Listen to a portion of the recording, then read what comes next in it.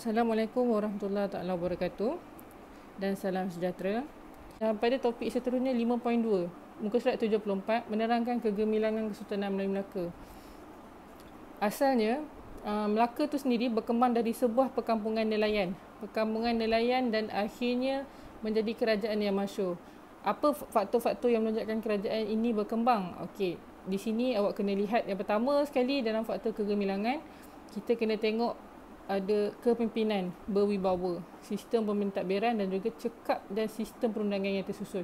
Kita tengok yang pertama sekali kepimpinan raja. Siapakah raja pada masa itu? Okey, siapa raja? Raja adalah ketua pemerintah. Ini gambaran raja, Dayuhrahman Sultan Melaka. Okey, ketua pemerintah dan juga ketua kerajaan yang mempunyai kuasa tertinggi. Jika raja tiada ciri-ciri kepimpinan, tak ada siapa pun nak dengar. Ini keturunan Raja Palembang. Parameswara merupakan keturunan Raja Palembang. Ini berdasarkan teks Sulalatus Salatin. So, apa yang dikatakan di sini, pemerintah Melaka asal daripada zuriat keturunan anak Raja Palembang yang dikatakan bersusul galuh daripada Iskandar Zulkarnain. Ingat tak kisah Iskandar Zulkarnain ataupun dalam nama Inggerisnya Alexander the Great? Okey, apa yang Iskandar Zulkarnain buat, boleh semak daripada mana-mana buku tentang kemunculan Ya'juj Ma'juj, apa yang Iskandar Zulkarnain buat. Maknanya betapa keturunan ni dipandang tinggi lah. Sugaluh ni memberi taraf kedudukan yang tinggi kepada Sultan Melayu, Sultan Melaka dalam kerajaan lain di alam Melayu. Yang kedua, peranan yang unggul. Apa maksud peranan yang unggul? Dia juga ketua perpaduan angkatan tentera, hubungan diplomatik, ekonomi, ketua agama Islam, menegakkan keadilan. Macam mana kita nak mengikut pemimpin kalau pemimpin kita bukan seorang yang kuat agamanya? Okey, yang ketiga, daulat dan alat kebesaran. Okey, mana-mana kerajaan dia perlu memiliki daulat dan alat kebesaran. Kenapa kena ada? Ini adalah boleh dikatakan institusi kerajaan lah, seperti adat istiadat istana kena ada. Daulat merupakan kuasa dan kewibawaan raja sebagai pemimpin. Rakyat akan akui kedaulatan raja dengan memberikan taat setia sepenuhnya dan tidak boleh mendahaka kepada raja. Antara alat-alat kebesaran yang ada, yang ni cap mohor. Okey, nobat. Okey, ini nobat. Kemudian tombak berambu. Kemudian pending diraja. Selain daripada itu, keris. Kalau pernah dengar cerita kisah tentang keris Tamisari. Okey, keris Tamisari sekarang berada di mana? Keris Tamisari berada di negeri Perak. Walau bagaimanapun, kerajaan negeri Perak tidak menggunakan keris Tamisari sebagai alat kebesaran. Di negeri Perak kita menggunakan pedang Cura Si Panjakini. Okey, konsep daulat. Ada istiadat, semua benda ni akan diguna pakai apabila berlakunya pertabanan diraja. Kenapa kena ada? Ia bagi mengukuhkan kedudukan raja dalam sistem pemerintahan kerajaan alam Melayu. Okey, kewibawaan, raja memiliki ciri kepimpinan seperti kena adil. Kalau tidak adil, rakyat akan mula mempersoalkan kepimpinan seseorang raja. Bidang kuasa ditetapkan akan ada satu apa kita panggil, kalau dalam kerajaan sekarang dalam perlembagaan akan dinyatakan apa yang perlu dilakukan oleh raja ataupun Perdana Menteri atau menteri-menteri yang lain. Jadi pada zaman dahulu sudah ada satu yang kita panggil sebagai hukum kanun Melaka. Sultan Muzaffar Shah dan juga Sultan Mansur Shah, dia mengutamakan keamanan dan kebajikan rakyat. Apa yang Sultan Muzaffar dan Sultan Mansur Shah buat, nanti kita akan bincangkan. Ini adalah gambaran ketika wasiat Sultan Mansur Shah disampaikan kepada Sultan Alauddin Riyad Shah. Okey, yang seterusnya, sistem pentadbiran. Sistem pentadbiran pada zaman Kesultanan Melayu Melaka menggunakan sistem pembesar 4 lipatan. Okey, 4 lipatan. 1, yang pertama, 2, 3 dan 4. Apa yang dimaksudkan dengan sistem pembesar 4 lipatan? Setiap peringkat pentadbiran terdapat pembesar yang dilantik oleh pemerintah bagi membantu melicin pentadbiran. Okey, Sultan akan dibantu oleh pembesar berempat, pembesar berlapan, pembesar 16, pembesar 32. So ada berapa kat situ pembesar? Bolehlah tambah. Kemudian pembesar ni pula merupakan pentadbir kerajaan pada peringkat pusat, jajahan daerah, mukim dan kampung. Kalau boleh melihat pada sistem kerajaan yang sekarang, kita ada sultan, sekarang ni dipanggil Yang di-Pertuan Agong. Di bawah Yang di-Pertuan Agong ada Perdana Menteri. Perdana Menteri dan menteri-menteri lain. Di bawah menteri-menteri lain ada Perdana Menteri, kemudian menteri-menteri kanan. Di bawah menteri-menteri kanan ada menteri-menteri. Kemudian ada timbalan Perdana Menteri di bawah menteri-menteri. Okey. Itu untuk kerajaan pusat. Tapi kalau untuk kerajaan negeri, sultan bagi sesebuah negeri, kemudian di bawah sultan ada menteri besar ataupun ketua menteri, kemudian ada esko-esko kerajaan negeri itu sendiri. Tugas pembesar. Tugas pembesar kena ikut dia punya skop. Dia tak boleh melangkaui skop dia. Kalau melangkaui, itu boleh dikatakan telah melanggarlah hukum kandung Melaka. Okey, apa yang tugas yang perlu dilakukan oleh pembesar? Menjaga keamanan kawasan. Yang kedua, mengutip cukai dan juga hasil lain melalui sistem serah, membekalkan tenaga tentera ketika perang dan juga menyediakan tenaga buruh melalui sistem kerah. Pemerintah Melaka dia akan mengurniakan kawasan khas kepada pembesar untuk ditadbir. Kawasan yang dikurniakan ni kepada pembesar berempat dikenali sebagai kawasan pegangan. Kalau kawasan pembesar jajahan dan daerah dikenali sebagai kawasan pemakanan.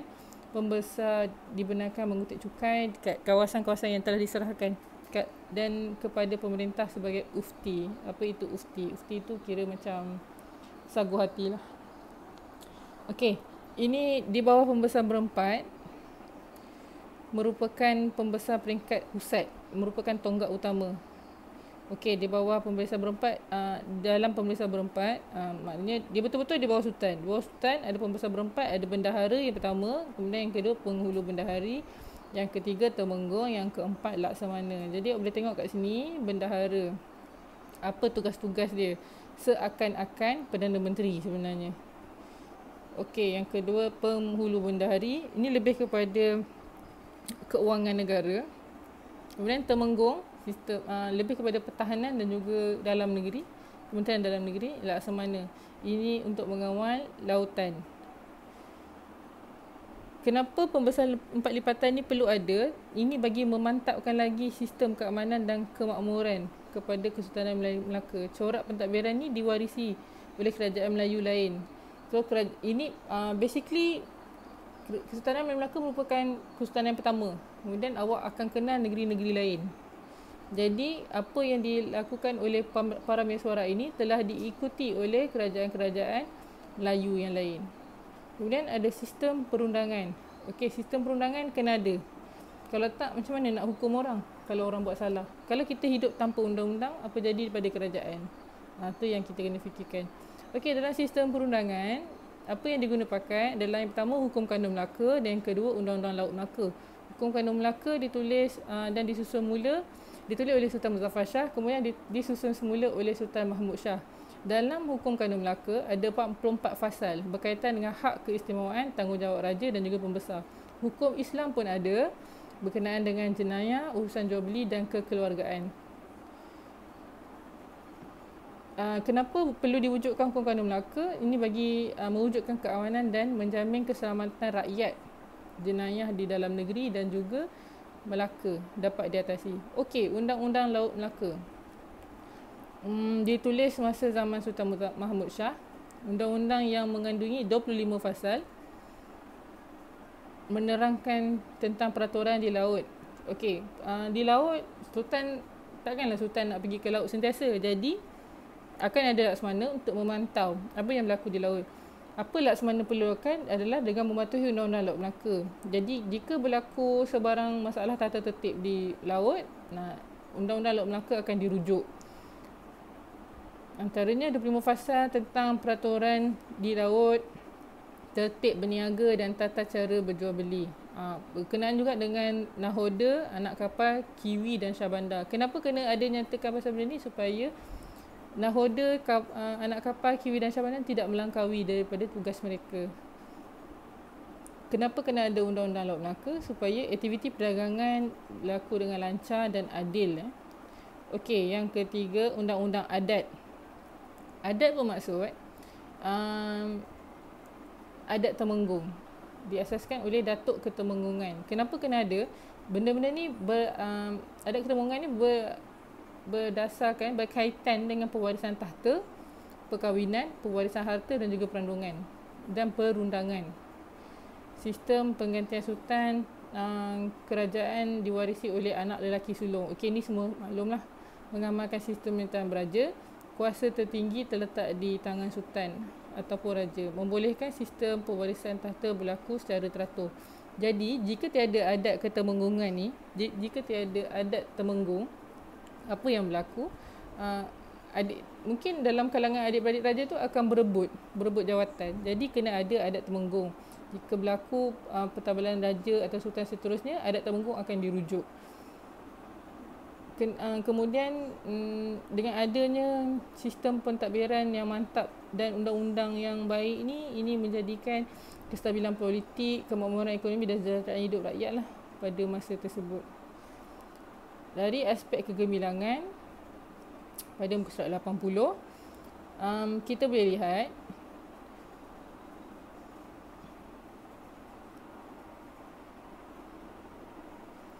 kegemilangan kerajaan dapat dilihat dalam aspek pembentukan empire. Empire ni menunjukkan bahawa kerajaan itu merupakan sebuah kerajaan yang besar. Kita tak panggil dia sebuah kerajaan lah, kita panggil sebuah empire. Okey, sebagai pusat penyebaran agama Islam. Kegemilangan Sultan Melaka dapat dibuktikan dengan kemunculan bahasa Melayu sebagai lingua franca. Pada masa tersebut, lingua franca. Sebanyak 84 bahasa dipertuturkan di Melaka. Bayangkan, kita nak belajar satu bahasa pun dah masalah. Melayu pun ada lagi yang masalah. Awak nak belajar 84 bahasa. Meliputi seluruh semenanjung tanah Melayu dan juga kawasan pantai timur Sumatera. Itu maksudnya empire, maksudnya besar. Tanah jajahan dan juga naungan. Kegemilangan empire yang luas dapat dilihat dalam aspek cara pembentukan, kepentingan dan struktur pentadbirannya. Macam mana empire ditakluk pada masa dahulu. Cara pembentukan empire, dia ada 3 cara. Yang pertama, penaklukan. Penaklukan ni untuk menjamin keselamatan lah dan juga kemakmuran Sultan Melaka. Apa yang berlaku masa tu, kawasan taklukan ada Kuala Linggi, Beruas, Pahang. Disebabkan Kesultanan Melaka dianggap besar, negeri-negeri yang kecil-kecil ni sedia untuk ditakluk sebenarnya. Kemudian nombor 2, perkahwinan. Sultan Melaka dengan puteri diraja kerajaan lain. Contoh kat sini, perkahwinan Sultan Mansur Shah dengan puteri Majapahit, Raden Galuh Cendera Kirana, menyebabkan pengaruh Melaka semakin meluas.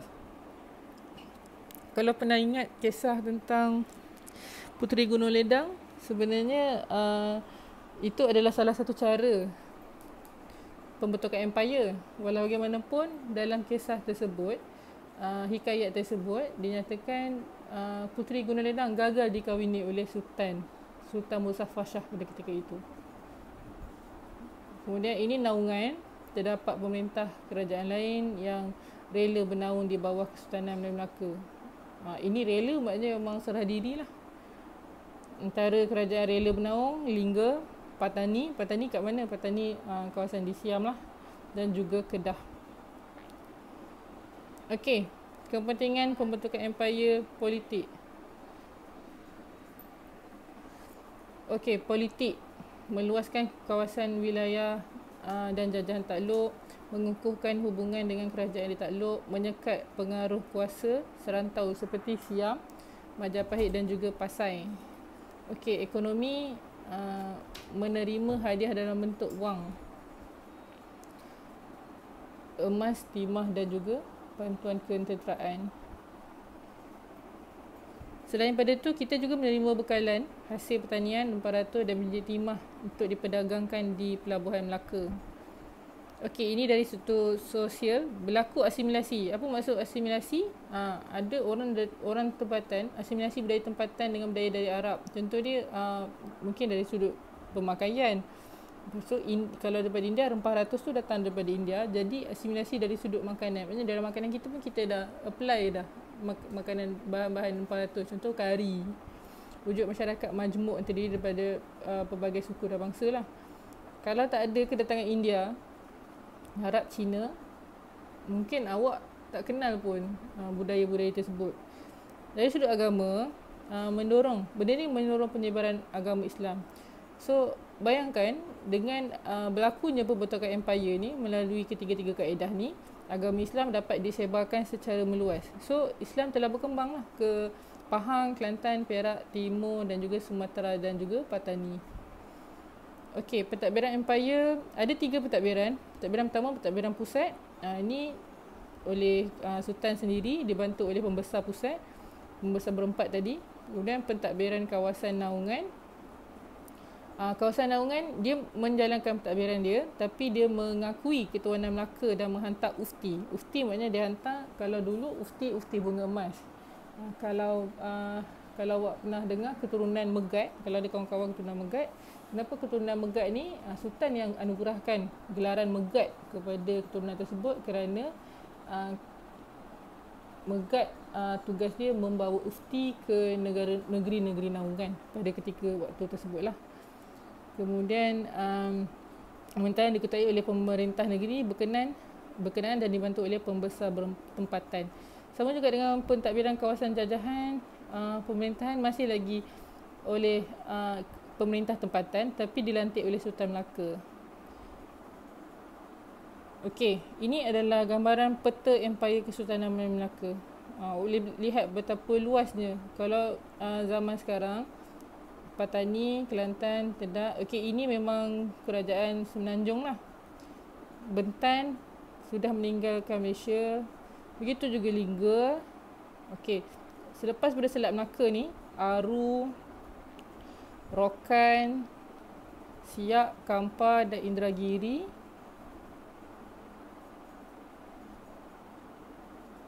Dan Jambi, ini sekarang bukan kawasan Malaysia dah. Ini adalah kawasan Indonesia sekarang .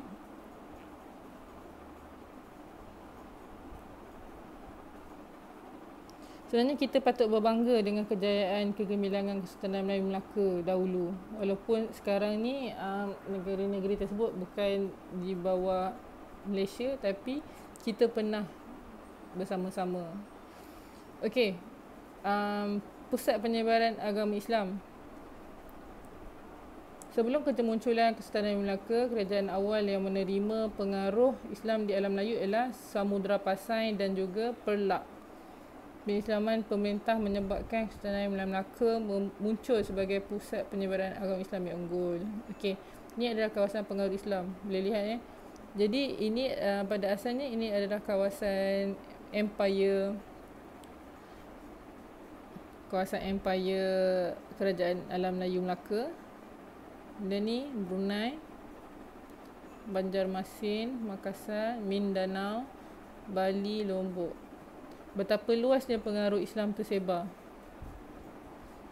Okey, cara penyebaran agama Islam. Ada 5 cara pengislaman pemerintah. Bila kita islamkan pemerintah tersebut akan menyebarkan agama secara meluas kepada rakyat jelata. Sultan Muzaffar Shah menjadikan agama Islam sebagai agama rasmi. Kemudian yang kedua, perkahwinan.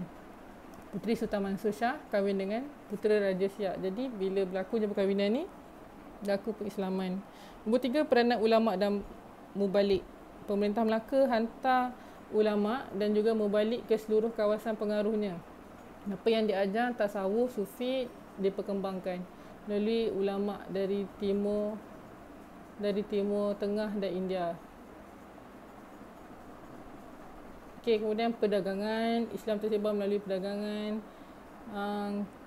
Dari Melaka, mereka juga menyebarkan agama Islam ke kawasan lain yang disinggahi seperti Brunei, Filipina dan Kepulauan Indonesia. Selain daripada itu, melalui perluasan kuasa. Okey, kesan penyebaran.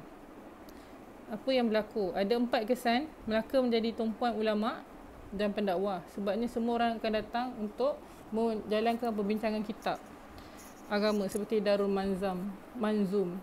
Okey, tempat pembelajaran. Jadi dekat Melaka pada masa tersebut wujudnya madrasah-madrasah, semua ilmu Islam, semua masyarakat dari kawasan kerajaan alam lain akan datang untuk belajar ilmu agama dan mempelajari Al-Quran dan juga ilmu tasawuf. Yang ketiga, ini maksudnya kat sini berlakulah talaki. Macam dia belajar dengan guru. Maksud talaki, belajar dengan guru. Nombor 3, persuratan. Pengaruh Islam dapat dilihat dalam saduran karya. Awak boleh tengok hikayat Muhammad Ali Hanafiah, hikayat Hamid Hamzah. Sudah ada. Ada hikayat macam-macam lah, kisah Nabi Muhammad, bulan terbelah, pemerintahan dan pentadbiran.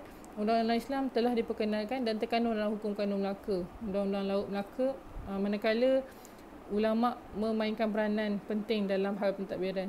Jadi sebarang keputusan daripada sultan yang dilakukan oleh sultan akan discuss, akan bincang dengan ulama. Kenapa kita kena amalkan agama? Kenapa kena ada agama? Okey, setiap agama mengajar benda-benda yang baik. Contoh kat sini agama Islam, apa yang ada diajarkan adalah menjadikan budaya hidup masyarakat alam Melayu. Maknanya lebih awak belajar agama, lebih bertamadun hidup awak. Lebih bagus. Awak boleh lihat sebelum kedatangan agama, pemakaian orang-orang pada orang sebelum kedatangan agama, tengok mungkin pakai pun tak cukup kain. Dia tutup bahagian-bahagian tertentu saja. Kemudian dengan kedatangan agama, lagi awak beragama, lagi awak bertamadun, lagi pemakaian awak lagi baik. Menutup aurat lah kiranya. Okey. Pusat perdagangan. Okey, pusat perdagangan ni boleh dikatakan sebenarnya topik ni topik yang repeat, berulang. Boleh tengok kedudukan strategik. Kenapa strategik? Okey, ini hubungan perdagangan Melaka. Yang masuk ke Melaka, yang keluar daripada Melaka. Siam, Burma, Pesisir, Coromandel, Kombe, Gujarat di India, Formosa, Kepulauan Filipina, Maluku.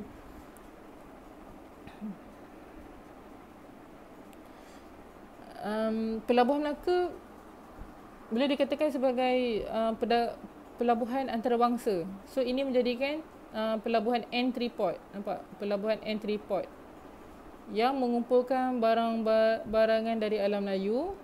Kemudian pelabuhan ini juga menjadi pusat pengedaran barangan dari timur dan juga barat ke alam Melayu. Perkembangan kegiatan perdagangan ini telah menyumbang kepada kegemilangan Kesultanan Melaka. Strategi. Kedudukan strategi membolehkan kemasukan barang ke Melaka dan juga pengeluaran barang Melaka. Maknanya awak boleh tengok orang daripada Sulawesi. Okeylah, kita tengok daripada bandar. Orang daripada bandar nak dapatkan rempah ratus daripada India. Okey, ini India, Gujarat. Okey. Daripada Gujarat hantar ke Melaka. Jadi orang daripada bandar tadi nak dapatkan rempah ratus, dia pergi ke Melaka ambil rempah ratus tersebut dan bawa balik ke bandar.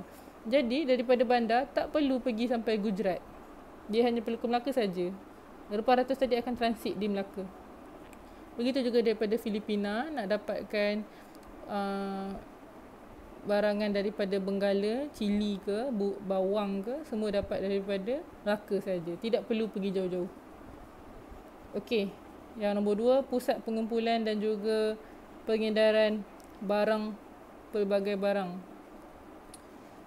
Antara barang-barang yang ada, timah, emas, kapur barus, hasil hutan dan rempah ratus. Kemudian barang luar yang dibawa masuk ke Melaka, benang emas, kain plekat. Kain plekat tahu asal dari mana? Daripada India. Batu delima dari mana? Dari tanah Arab. Tembikar daripada mana? Daripada Cina. Wangian juga daripada Arab. Bahan makanan, pelbagai bahan makanan, ada daripada Cina, ada daripada Arab, ada juga daripada India. Boleh dikatakan pada masa tersebut kerajaan Melaka menjadi sebuah emporium. Tahu emporium? Contoh macam GM lah. Semua barang daripada China turun ke GM. Kemudian orang daripada negeri-negeri lain nak beli barang dekat GM, dia pergi je GM. Emporium. Okey, nombor 3, dikunjungi pedagang dari dalam dan luar alam Melayu. Kenapa dikunjungi? Sebab nak dapatkan barang-barangan tersebut lah. Pelabuhan Melaka juga dikunjungi oleh pedagang dari Brunei, Pegu, Parsi. Parsi nama sekarang dia adalah Iran. Turki, Mesir, Luzon, Ceylon, Burma, Kemboja, Champa dan juga Annam. Ini adalah diorama macam mana pedagang Arab. Mungkin orang daripada Arab nak makan nasi dalam tembika. Tembika daripada mana? Daripada China. Jadi akan datang ke Melaka untuk dapatkan tembika. Selain daripada tu, pusat perkapalan. Kapal kecil terdiri daripada perahu, sampan, gurap, penjajak, sago, payah, balok, lancang, kakap, balang dan kelulus. Awak kena tahu nama-nama kapal ni. Kalau kapal kecil kita panggil apa, kalau kapal besar nama panggil apa. Kapal besar seperti Jong dan Bahtera. Pernah tengok Pirates of Caribbean? Okey, itu kita panggil Bahtera lah sebab dia besar. Okey, ini Jong. Kapal Jong milik orang Melayu dibina di Pegu dan Jawa. Kapal boleh memuatkan 40 hingga 100 orang. Saiz lebih kecil jika dibandingkan dengan kapal Jong Pegu dan Jawa. Dia orang Melayu punya kecil lah. Tapi dibina di Pegu dan Jawa. Boleh memuatkan 40 ke 100 orang. Okey, pengurusan perdagangan.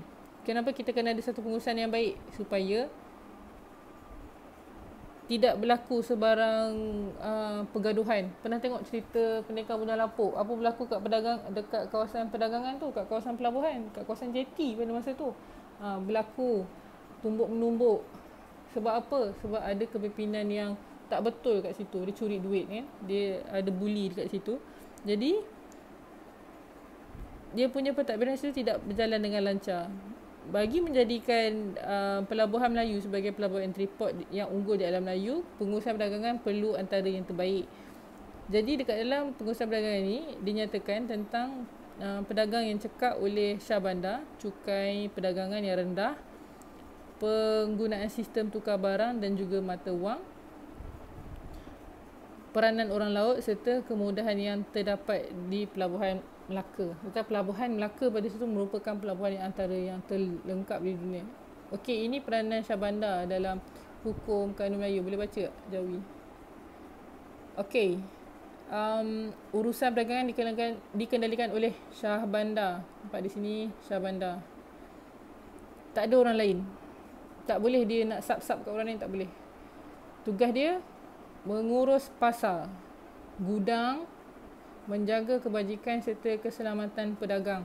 Shah Bandar bertanggungjawab memeriksa alat timbang. Kenapa kena periksa? Kadang-kadang berlaku penipuan dia dah letak dah petanda tu, bukannya pada, kalau tengok penimbang dia mesti kosong, dia dah kena calibrate siap-siap. Kalau tak berlaku penipuan, siapa yang rugi? Pembeli yang rugi. Sukat dan mata wang menjadi hakim di pelabuhan. Jika hakim ni maknanya kalau ada berlaku pergaduhan ataupun percanggahan pendapat, Shah Bandar lah yang akan menguruskan. Mengurus cukai dan menguatkuasakan peraturan keluar masuk kapal. Okey. Cukai rasmi. Cukai rasmi berbeza mengikut pedagang. Kalau Arab, India, Ceylon, Siam, Pegut ada luar. Daripada luar maknanya 6% jumlah cukai dia. Bahan makanan seperti beras tak ada cukai.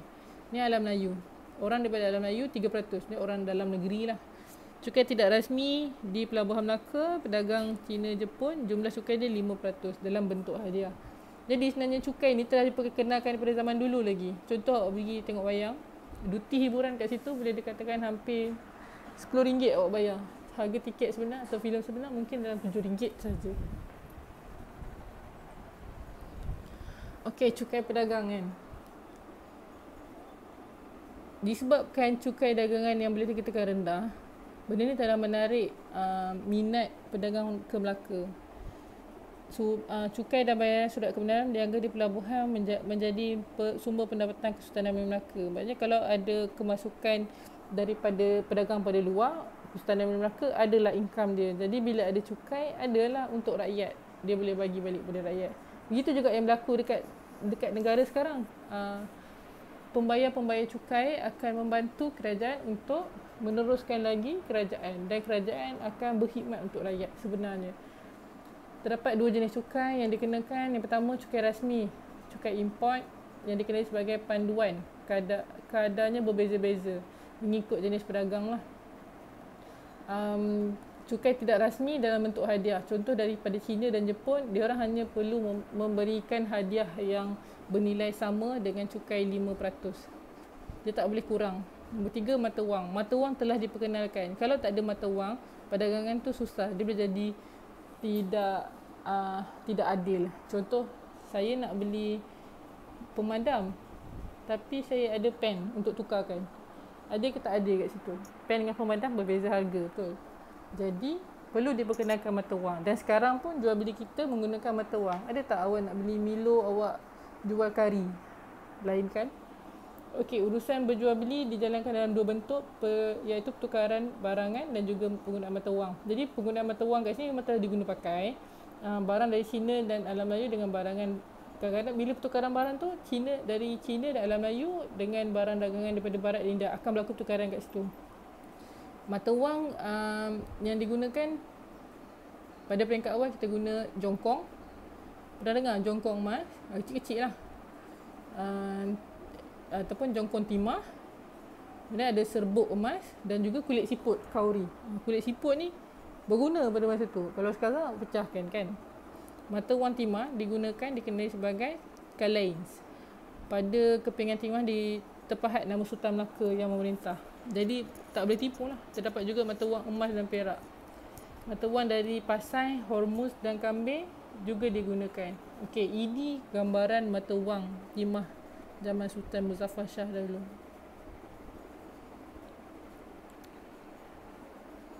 Okey, orang laut. Siapakah orang laut? Pelayar, merupakan seorang pelayar dan penunjuk arah yang cekap kepada pedagang. Orang laut bertanggungjawab sebagai tentera untuk menjamin keselamatan pedagang. Maksudnya dah bayar cukai, jadi adalah khidmat daripada Kesultanan Melaka. Dia akan memberikan orang laut. Okey, kemudahan pelabuhan. Apa yang disediakan? Boleh tengok kemudahan pelabuhan kat sini, ada gudang simpan barang, ada pengangkutan. Kalau zaman sekarang, kadang-kadang turun pada flight, turun daripada pelabuhan, boleh tengok dah ada taksi. Kalau tak ada taksi, boleh naik Grab. Kemudahan bekalan makanan dan juga minuman. Macam R&R sebenarnya. Khidmat membaiki kapal. Jika berlaku sebarang masalah pada kapal, dah ada dah mekanik dia. Tempat penginapan, mungkin ada tempat untuk menginap. Syah bandar yang menjaga kebajikan pedagang. Kemudian ada kemudahan tempat untuk beribadat. Kalau pergi R&R sekarang, ada kan? Semua ada, lengkap. Seakan-akan R&R lah. Jadi disebabkan ini, pelabuhan Sultanan Melaka pada masa tersebut boleh dikatakan antara yang terbaik di dunia. Kita mesti bekerjasama untuk mengembalikan peranan negara kita sebagai sebuah kuasa perdagangan yang gemilang pada masa ini. Okey, ini ilustrasi buruh mengangkut barang ke gudang simpanan.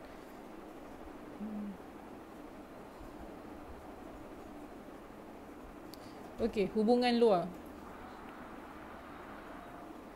Hubungan luar, apabila berlakunya perdagangan, ada hubungan luar yang berlaku dan terjalin di antara kerajaan alam Melayu dan juga kerajaan luar lah pada ketika tersebut. Kalau awak tengok kat sini, hubungan alam Melayu berlaku dengan Pasai. Kenapa berlaku dengan Pasai? Ini atas dasar sama taraf. Hubungan diplomatik terjalin melalui perkahwinan Sultan Melaka dengan puteri kerajaan Pasai, Puteri Ratna Kaumala. Hubungan juga berlaku atas dasar berkongsi pendapat dan perbincangan berkaitan hal agama Islam. Hubungan ini membantu kemunculan Melaka sebagai pusat penyebaran Islam. Kemudian hubungan dengan Demak berlaku atas dasar kepentingan bersama dalam perdagangan dan penyebaran Islam. Demak membekalkan beras pada masa tersebut, bahan makanan, rempah ratuh dan juga tentera kepada Melaka. Hubungan ini penting bagi menjamin keamanan dan kemakmuran Melaka. Okey, kemudian hubungan dengan Majapahit terjalin disebabkan oleh perkahwinan pemerintah Melaka dengan Puteri Majapahit. Ini bagi mengukuhkan persahabatan dan juga wilayah Melaka menjadi semakin luas dan tamatnya ancaman daripada Majapahit. Okey, kemudian Makassar. Makassar di Indonesia. Melaka telah menghantar utusan persahabatan ke Makassar. Kenapa berlaku adalah dari aspek perdagangan, perkapalan, Islam, kebudayaan dan juga kesenian. Hubungan ini semakin rapat dengan kerajaan Makassar menghadiahi budak raja kepada Sultan Melaka. Okey, apakah itu hubungan budak raja? Nanti kita check sama-sama. Okey, dalam glossary, awak boleh check sebenarnya dalam soalan ujian hari tu ramai yang salah. Hubungan diplomatik tu apa? Hubungan secara langsung dengan menggunakan perantaran perwakilan ataupun diplomat antara dua negara. Macam sekarang pun ada diplomat asing. Kita kerajaan Malaysia menghantar diplomat kita ke negara-negara lain sebagai inilah wakil daripada kerajaan Malaysia. Hubungan luar bermaksud kerjasama terjalin antara sebuah kerajaan dengan kerajaan lain, kerajaan luar lain. Kerjasama ini berlaku dalam pelbagai aspek. Contoh politik, ekonomi, keselamatan, pertukaran, teknologi, kebudayaan dan juga keamanan. Okey, ini tadi hubungan Kesultanan Melayu Melaka dengan Kerajaan Alam Melayu. Okey, kita tengok yang kedua dengan kerajaan luar Alam Melayu. Okey, ada 3 negara, kemudian ada lain-lain. Kita tengok yang pertama, China. Kenapa berlaku dengan China? Sebab ada kunjungan utusan oleh Yin Qing pada tahun 1403 Laksmana Zheng He. So, apa yang dapat kat situ, penggunaan payung kuning, cap mohor dan juga persalinan pakaian sebagai tanda pengiktirafan kepada Sultan Melaka. Kenapa kena ada pengiktirafan ni? Sebagai perlindungan lah daripada China, dapat mengelakkan ancaman Siam. Melaka mahu situasi menang-menang dengan Siam untuk mengekalkan kedaulatannya. Ni Ryukyu, Jepun. Melaka menjalin hubungan diplomatik dengan kerajaan Ryukyu. Okey, ni surat dia. Kalau boleh baca, alhamdulillah. Kenapa kena ada hubungan ni? Bagi membantu meningkatkan lagi perdagangan dengan Melaka. Okey, ni pula dengan kerajaan Siam. Siam, nama sekarang dia Thailand. Thailand tidak pernah dijajah oleh mana-mana negara. Kalau tengok ni, Melaka pernah diancam oleh Siam semasa pemerintahan Parameswara dan juga Sultan Muzaffar Shah. Melaka perlu menjalin hubungan dengan Siam atas dasar diplomatik dan juga perdagangan supaya tidak lagi diancam. Sebenarnya, kenapa kita mewujudkan hubungan dengan kerajaan luar lain adalah bagi menghentikan ancaman-ancaman. Melalui hubungan ini, Melaka dapat bekalan kayu jati, beras, bahan makanan dan juga dapat menjamin keselamatan. Ini pula kerajaan lain. Hubungan berbentuk perdagangan. Pegu, ini untuk pembinaan Jong lah, Luzon, Gujarat, Coromandel dan juga Bengal. Turut menjalinkan hubungan dengan Mesir, Parsi, Turki dan juga Arab. Kesan dia Melaka telah muncul sebagai pusat perdagangan dan pusat penyebaran Islam yang ulung di alam Melayu. Hubungan ini menyebabkan negara lain menghormati kedaulatan Kesultanan Melaka. So, sebagai generasi pewaris sebenarnya perlu memelihara hubungan baik ini supaya tidak berlaku perpecahan dengan negara lain sebenarnya. Ini adalah faktor kegemilangan Kesultanan Melayu Melaka. Faktor kegemilangan, ada sistem pentadbiran yang baik, ada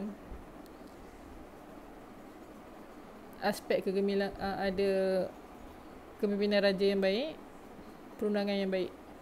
Okey, ini aspek kegemilangan, empire luas dan sehinggalah hubungan luar, hubungan bersama kerajaan Melayu dan hubungan luar. Sekian.